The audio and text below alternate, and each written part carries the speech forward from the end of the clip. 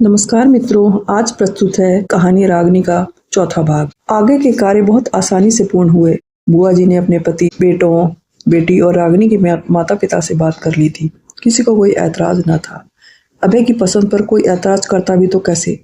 रागनी के माता पिता तो जैसे मन की मुराद पूरी होने पर खिल गए थे। इतना अच्छा घर बर तो वो कभी नहीं ढूंढ पाते।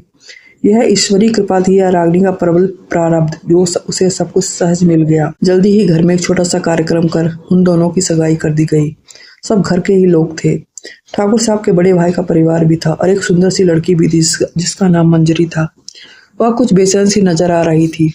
रागनी को कुछ लगा तो, परंतु वह उसे जानती न थी तो पूछती कैसे। सारा इंतजाम बुआ जी ने खुद करवाया था। रागिनी और उसका परिवार तो चाहते थे सगाई धूमधाम से हो, परंतु अभय के परिवार की मर्जी के आगे उनकी चलती कैसे। सगाई के बाद रागिनी बहुत खुश थी। उसके जैसे पंख लग गए थे। बाद में रागिनी को पता चला कि अभय की फोटो जानबूझकर उसे दिखाई गई थी ताकि उसके विचार जान सके, पर नाम और पहचान इसलिए छुपाई गई कि कहीं रागिनी सिर्फ उसकी धन दौलत के कारण ही न उसे पसंद करने। पर रागिनी ने बेशर्त प्रेम ने विश्वास दिला दिया कि वह अभय के लिए बेस्ट चॉइस है। अभय भी उनकी फरमाइश पर खरा उतरा था। उसने उसे अपने बारे में कुछ नहीं बताया था। उससे चुपके मिलकर उसे जानने की कोशिश की। अब वह और लड़कियों की तरह नहीं थी जो जरा सी जान पहचान में तन मन हार जाती है। चरित्र की पक्की और नियत की सच्ची लड़की देखकर ही अभय आगे बढ़ा। यही बात रागिनी का भी मन में हो गई थी कि अभय ने उससे कोई अमर्यादित व्यवहार नहीं किया। वह उस पर आँख मूंद कर भरोसा कर सकती थी। कुछ दिन रहकर अभय वापस चला गया ताकि वह वहाँ से अपना सारा कामकाज समेट कर वापस आ सके। उसके जाने के बाद रागिनी थोड़ा उदास तो हुई, पर बुआ का साथ उसे सांत्वना देता रहता। हवेली के सारे सेवक सेविकाएं उससे सम्मान से बात करते। सबको पता था अब वह छोटी मालकिन बनने वाली है। खुशियां ही खुशियां बरस रही थी रागिनी पर कहते हैं ना, जहाँ ज़्यादा खुशियां हों वहाँ नज़र भी लग जाती है। एक दिन रागिनी कांची के साथ कपड़े और आर्टिफिशियल गहने खरीदने स्थानीय बाजार गई। वहाँ से कुछ इमिटेटेड ज्वेलरी और कुछ कपड़े खरीद कर वापस लौटी। कांची को भी उसने उसकी पसंद का कुछ सामान दिला दिया था। उसने बुआ जी को भी शॉपिंग दिखाई। उसमें एक खूबसूरत ओढ़नी बुआ जी को बहुत पसंद आई। रागिनी ने कहा कि आप रख लो, परंतु कांची ने बीच में ही बोल दिया, मालकिन पर यह अच्छी नहीं लगेगी। बुआ जी ने भी यही कहा और ओढ़नी वापस रख दी। शाम दोनों ने अपने कपड़े और ज्वेलरी पहन कर देखी। मोबाइल से फ़ोटो खींचे। कुछ फ़ोटो अभय को सेंड कर दिए। उसने तारीफ़ की तो रागिनी खिल उठी। रात रागिनी सपने में खेत खलियान घूमती रही। कभी पेड़ पर चढ़ती, कभी तालाब में कूद जाती। नाक में पानी भरने लगता तो छटपटाती, नींद खुल जाती, फिर सोती, फिर वही सपने। वह अपने नियत समय पर नहीं हुई तो कांची बुलाने आई। देखा तो बुखार से तप रही थी। डॉक्टर बुलाया गया, दवा दी, एक इंजेक्शन लगाया और चला गया। बुखार बढ़ता ही गया।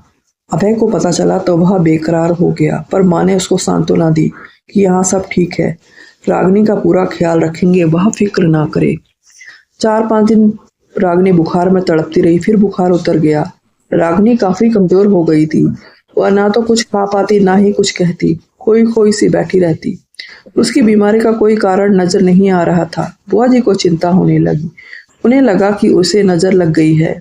उन्होंने नजर उतरवा दी। रागिनी में कुछ सुधार हुआ। वह खाने पीने लगी। शाम को छत पर जाकर पेंटिंग करती। कॉलेज भी जाने लगी। एक दिन कॉलेज कैलाश जब उसे लेकर वापस आया तो उसको मुंह उतरा था। उसने भवरी को बताया। आज रागिनी ने उसे कैलाश कह के पुकारा और गाली भी दी।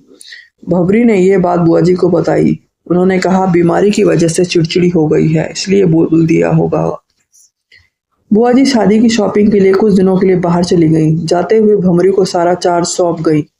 धीरे धीरे सारे ही सेवक बोलने लगे कि रागिनी को घमंड हो गया है, वह बुरा बर्ताव करने लगी है। बुआ जी के कानों तक भी ये बात पहुंची तो उन्होंने भवरी से नजर रखने को कहा। भवरी ने 2 दिनों में ही बता दिया कि कुछ गड़बड़ है। रागिनी की हालत ना शारीरिक तौर पर ठीक है, ना मानसिक तौर पर। उसका रंग सफेद पड़ता जा रहा था। आंखों के नीचे काले गड्ढे पड़ चुके थे। शरीर की हड्डियां दिखने लगी थी। खाना खाने के बावजूद उसे कुछ लग ही नहीं रहा था। वो वर्षों की बीमार नजर आ रही थी। किसी को भी कुछ भी अपशब्द बोल देती थी। उसकी वर्तमान हालत उसके स्वभाव से मैच नहीं करती थी। यह सब सुनकर बुआ जी वापस लौट आई।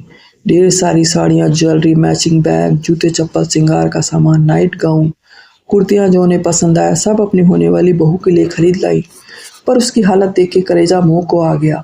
क्या हुआ इसे? मैं तो अच्छी भली छोड़ कर गई थी, उन्होंने भंवरी को झकझोरते हुए कहा। उसने बताया उसे नहीं पता, वह तो हवेली के कार्य में व्यस्त थी। रागिनी के पास तो कांची रहती थी। बुआ जी ने तुरंत कांची को बुला भेजा। वह कुछ सहमते हुए आई। पूछने पर उसने अनभिज्ञता जताई, पर बुआ जी की अनबरी नजरें जान गई थी कि वह कुछ छुपा रही है। पर अभी बहस का वक्त नहीं था। तुरंत डॉक्टर को बुलावा भेजा गया। उधर बुआ जी ने अपने कुलगुरु जी को फोन घुमाकर सब बताया और अपनी चिंता जताई। उन्होंने जल्दी ही समाधान करने का आश्वासन दिया। डॉक्टर ने चेक किया तो सब कुछ सामान्य पाया, परंतु स्थिति देखकर बीमारी का आभास होता था। उसने अस्पताल में भर्ती करने को बोला ताकि जरूरी मेडिकल टेस्ट हो सके। उसे उसी वक्त अस्पताल ले जाया गया, हालांकि वह जाने को तैयार न थी। उसे जबरदस्ती ले जाना पड़ा। उसके टेस्ट हुए, उसे ग्लूकोज लगा दिया गया, पर उसकी उठापटक से परेशान होकर उसे नींद का इंजेक्शन लगा दिया गया। रात में किसी समय रागिनी को थोड़ा होश आया। उसने सुना कोई बोल रहा था, इसकी हालत तो बहुत खराब है, कहीं विवाह के पहले ही ना मर जाए। ऐसा हुआ तो सारी मेहनत पर पानी फिर जाएगा। फिर बुआ जी की आवाज आई, नहीं ऐसा नहीं होगा, मरेगी तो ये शादी के बाद ही। इतना सुनकर रागिनी की नसों में मानो खून जम गया था। उसे अपने कानों पर विश्वास नहीं हो रहा था। उसने हल्की सी आंखें खोलकर देखा तो वहां कैलाश और बुआ जी मौजूद थे। वह दम साधे पड़ी रही। तभी एक डॉक्टर और नर्स आए। बुआ जी ने उनसे डांटते हुए कहा, जो करना है करो, पर ये अभी नहीं मरनी चाहिए। डॉक्टर जी मैडम करता रहा। डांटते हुए कहा, जो करना है करो, पर ये अभी नहीं मरनी चाहिए। डॉक्टर जी मैडम करता रहा। फिर वे दोनों चले गए। रागिनी आंखें खोली तो आंसुओं से भरी थी। अगर वह खुद ना देखती, उसे अपने कानों से ना सुनती, कभी विश्वास ही ना करती। बुआ जी उसके मरने की बात इतनी आसानी से बोल रही थी। उसने सोचा कि वह अभय से बात करेगी। वह अपना फोन ढूंढने लगी तो उसने पाया कि उसके पास कोई फोन नहीं था।